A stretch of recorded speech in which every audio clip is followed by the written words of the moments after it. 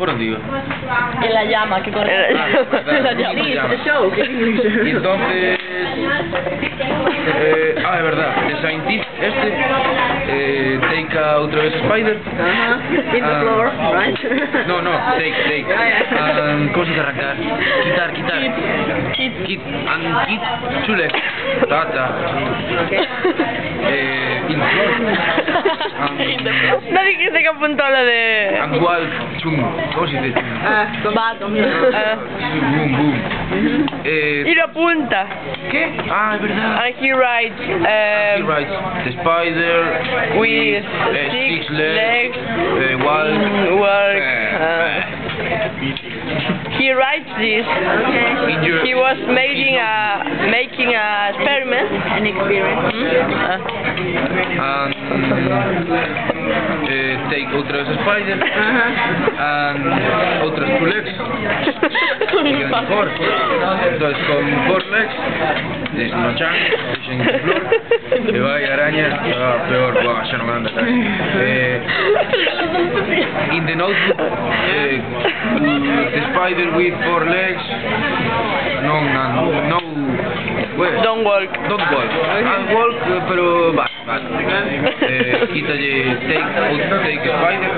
Eat other 2 legs. Spider with 2 legs. Ya me dirás que va. Ya me dirás que va.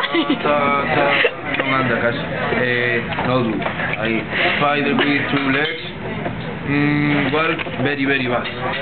Entonces, quítalle otra leg. Queda yo. Otra Te vez. ves araña y toda como pata sola moviendo. Nada. Entonces trae araña. Bueno. Spider with leg.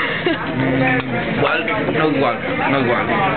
Entonces, quítalle la última pata. Queda sin patas. Bueno, ¿cómo se dice esto? Anything legs. Anything legs. No legs. Spider with no legs. No galletas. No legs. Put in the floor. No legs. The spider not walk. He put in he writes in her notebook. In his notebook. The spider with no legs, con no patas. Eso es una... Sí, pero sí está así. Without legs. ¿Cómo se dice?